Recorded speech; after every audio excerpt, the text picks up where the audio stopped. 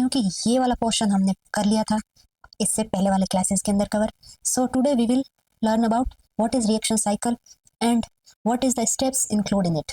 Okay, first one is denaturation, second one is primer annealing, third one is DNA synthesis. Okay, so what is the essential components for the PCR? PCR के लिए हमको क्या क्या ऐसी चीजें हैं जो नेसेसरी चाहिए. तो उसके लिए है थर्मोस्टेबल डीएनए पॉलीमरेज, हमको सबसे मोस्ट इम्पोर्टेंट वन है. देन इज प्राइमर्स जो हमने ऑलरेडी डिस्कस कर लिया है. डीएनटीपीज जो हमने देखी थी कौन कौन सी यूज होती है. और बाईवेलेंट कैटायन यूज होता है कौन सा, मैग्नीशियम आयन. और बफर यूज होगा for maintaining pH of that particular solution. And template DNA, तो टेम्पलेट डीएनए के ऊपर ही नेक्स्ट डीएनए सिंथेसाइज होगा. that is all the essential component for the PCR. Then what is the reaction cycle? Reaction cycle क्या होता है, क्या उसका क्या क्या उनके अंदर स्टेप आते हैं. ठीक है, PCR is a chain reaction because newly synthesized DNA strand act as template for the further DNA synthesis in subsequent cycle. इसका मीनिंग क्या हुआ कि PCR एक चेन रिएक्शन है. चेन रिएक्शन क्यों है इसका नाम, क्योंकि ये चेन में चलता है. जैसे मैंने बताया कि एक साइकिल पूरी हुई तो उसको फॉलो करते हुए दूसरी साइकिल चलेगी और इसके ही जो रॉ मटेरियल है ये यूज करेगी और हम रॉ मटेरियल डालेंगे उसकी हेल्प से और डीएनए सिंथेसाइज करेगी. यानी कि पहली स्टेप के अंदर एक हमने यदि डीएनए लिया था तो वो डीएनए का स्ट्रैंड कितने हो जाएंगे, 2.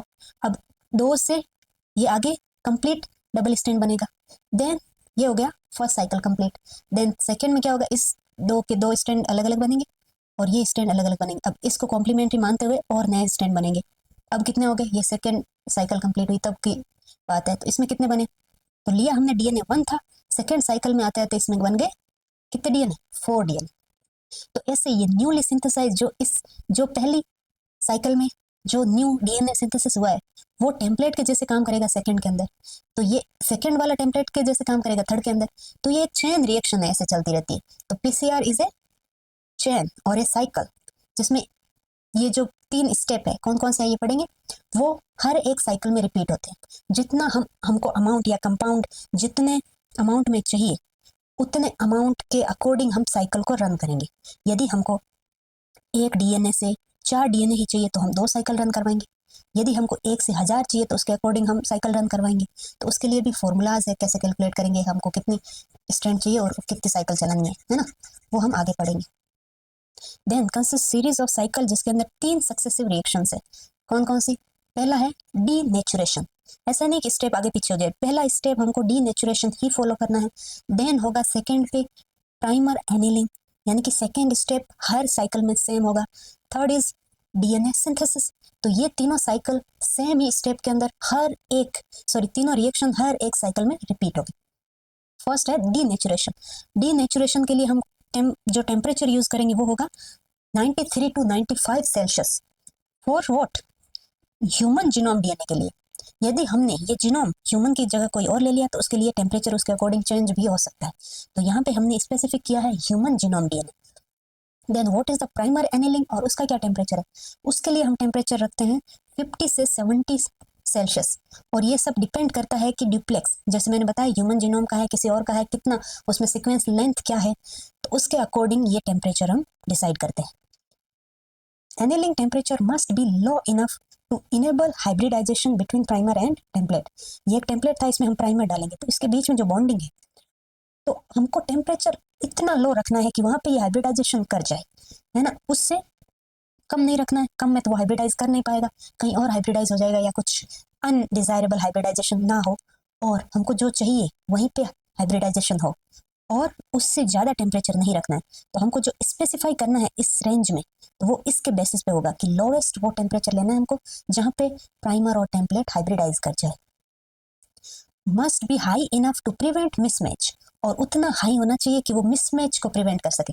जैसे मैंने बताया कि हम जैसे लो रखेंगे तो ऐसा ना हो कि वो किसी और के साथ बॉन्डिंग कर रहा है जो अनडिजायरेबल सीक्वेंस है उसके साथ, तो वो सीक्वेंस मतलब वहाँ पे जो सीक्वेंसिंग हो रही है या हाइब्रिडाइजेशन हो रहा है वो टूट जाए, वो कभी ना बन पाए. उतना हाई रखना है और उतना लो रखना है कि वो हाइब्रिडाइजेशन एकदम जो हमको चाहिए वो हो. ऐसे नहीं कि वो भी इतना हाई रख दिया, 170 की जगह हमने 90 रख दिया, तो ऐसे ना हो कि ये जो रियल सीक्वेंस हमको डिजायरेबल सीक्वेंस चाहिए थी वो भी इतना टेम्परेचर डाल दिया कि वो भी अब बॉन्ड नहीं कर पा रही है, एक दूसरे का बॉन्ड अब हो नहीं पा रहा है, टूट रहा है हाई टेम्परेचर की वजह से। तो उतना हाई भी नहीं रखना है और उतना लो भी नहीं रखना है कि मिसमैच हो जाए। तो lowest enough to hybridise with our desirable DNA sequence.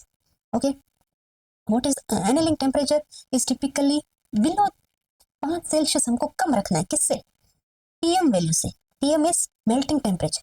जो मेल्टिंग टेम्परेचर होता है किसी भी सीक्वेंस का, उससे हमको 5 सेल्सियस हमेशा कम रखना है टेम्परेचर। यदि कोई कोई भी ये बैंड है, ये यदि क्या हो रहा है, मेल्ट हो रहा है, यानी कि इनके डबल स्टैंड सिंगल स्टैंड में कन्वर्ट हो रहे हैं, तो उससे हमको 5 सेल्सियस कम रखना है ताकि ये सिंगल स्टैंड ना बने। सिंगल स्टैंड ना बने इसका मतलब है हमको हाइब्रिडाइज हो जाए वो प्राइमर और टेम्पलेट। तो इसलिए हमको 5 सेल्सियस जो एनीलिंग टेम्परेचर है उसको कम रखेंगे मेल्टिंग टेम्परेचर से।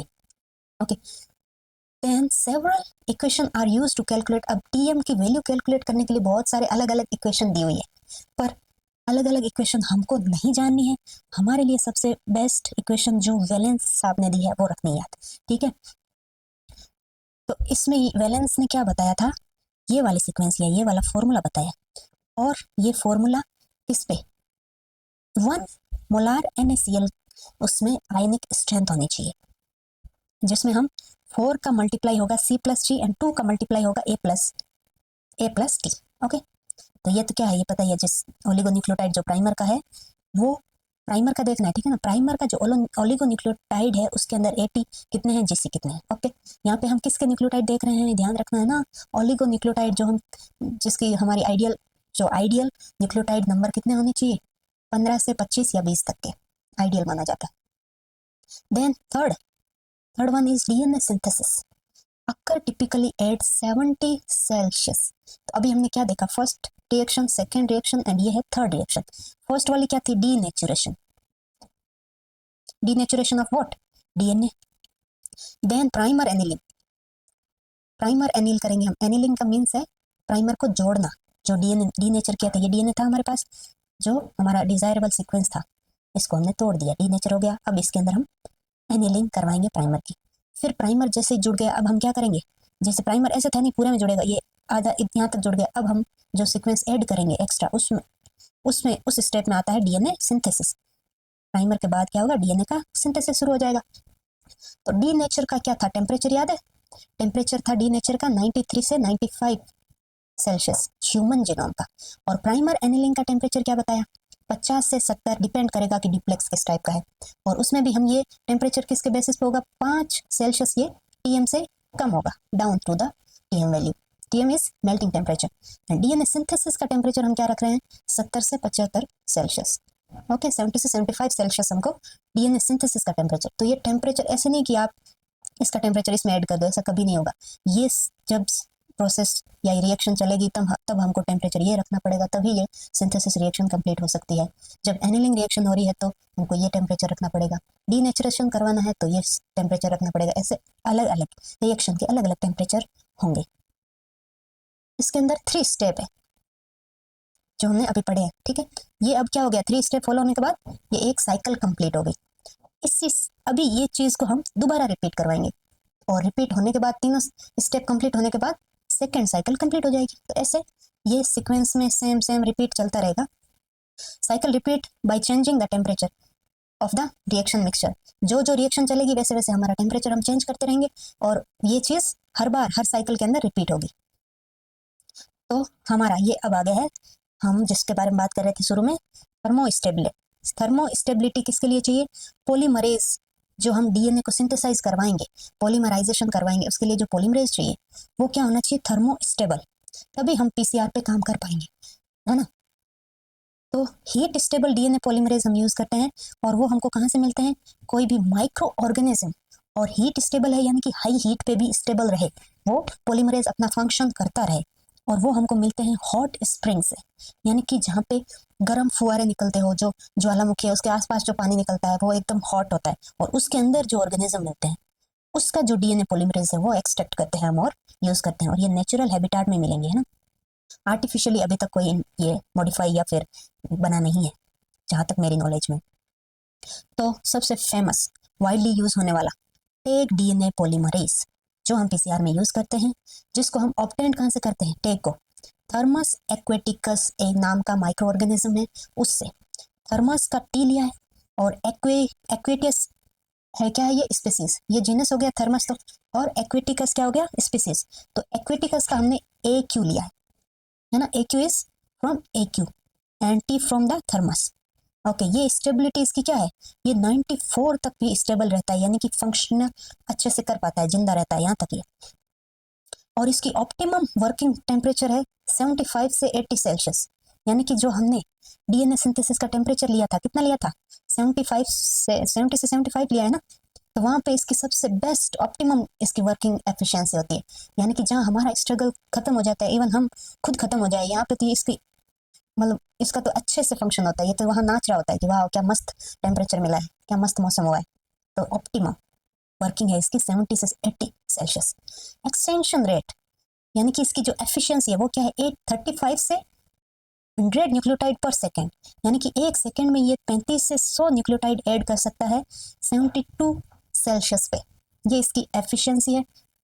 और टेक पॉलीमरेज लैग करता है किस चीज में, 3 to 5 एक्सोन्यूक्लियस एक्टिविटी के अंदर, यानी कि इसके अंदर जो 3 to 5 प्रूफ रीडिंग है वो absent होती है, याद रखना absent होती है 3 to 5 exonuclease activity. When Taq polymerase incorporate a wrong nucleotide, कोई भी रॉन्ग न्यूक्लियोटाइड यदि उसने ऐड कर दिया तो क्योंकि इसमें प्रूफ रीडिंग नहीं है तो वो या तो वेरी स्लो हो जाएगा या फिर कंप्लीटली स्टॉप हो जाएगा। और इसी प्रॉब्लम को हम टैकल करने के लिए क्या कर रहे हैं, कुछ और थर्मोस्टेबल जो डीएनए पॉलीमरेज है जिसके अंदर ये वाली एक्टिविटी प्रेजेंट हो वो यूज करने की कोशिश करते हैं, जिसके अंदर 3 to 5 एक्सोन्यूक्लियस एक्टिविटी प्रेजेंट हो। तो और कौन कौन से ऐसे थर्मोस्टेबल डीएनए पॉलीमरेज है जो एग्जिस्ट करते हैं और यूज भी होते हैं। डीएनए पॉलीमरेज यहाँ पे दिए हुए नाम, फिर इनकी एक्सोन्यूक्लियस एक्टिविटी 5 to 3, ये है 3 to 5 जो टेक पॉलीमरेज के अंदर नहीं है, तो ये वाली इन तीनों में प्रेजेंट होती है, बट ये वाली इनमें भी प्रेजेंट नहीं होती है। और ये क्वेश्चन मार्क है कि अभी तक इनको अच्छे से प्रूफ नहीं हुआ है कि ये वाली एक्टिविटी ये कर पाते हैं, कहीं कहीं तो लगता है कर पा रहे हैं, कहीं कहीं लगता है नहीं कर पा रहे हैं, तो इसकी अभी जो वर्किंग एफिशिएंसी पता नहीं चली है, इसके बारे में क्वेश्चन मार्क जो लगा रखे है ना। तो देखो टीएलआई का जो सोर्स है वो क्या है, थर्मोकोकस लिटोरेलिस, थर्मो से लिया है हमने टी और लिटोरेलिस का लिया है एलआई, फिर है पीएफयू पायरोकोकस फ्यूरियस, पायरोकोकस से पी लिया हमने और फ्यूरियस से एफ यू लिया। तो ऐसे ही हर एक जो भी ये नाम है इसमें हमने 2 वर्ड पीछे के जो स्मॉल लेटर में है वो हमने लिए है स्पीसीज से, और जो कैपिटल लेटर में है वो लिए हैं जीनस से, है ना। आप हर किसी का देख लो, पायरोकोकस फ्यूरियोसस, और ये है वुसी, ये थर्मस थर्मोफिलस। तो ये वाली और ये वाला जीनस तो सेम है, टी एच और इसका टी ए क्यू था, थर्मस एक्वेटिकस था, ये है थर्मोफिलस, थर्मस थर्मोफिलस। तो इन तीनों के अंदर ये वाली एक्टिविटी मिलती है, बट ये थर्मस वाले दोनों के अंदर ही ये वाली एक्टिविटी नहीं मिल रही है। ओके, चलो ये हम करेंगे नेक्स्ट क्लास में, अभी तक हमने बेसिक पढ़ लिया है पीसीआर का, अब और कुछ डिटेल्स पढ़ेंगे एंड फिर हम आएंगे उनके मॉडिफिकेशंस पे। Okay, bye bye, take care.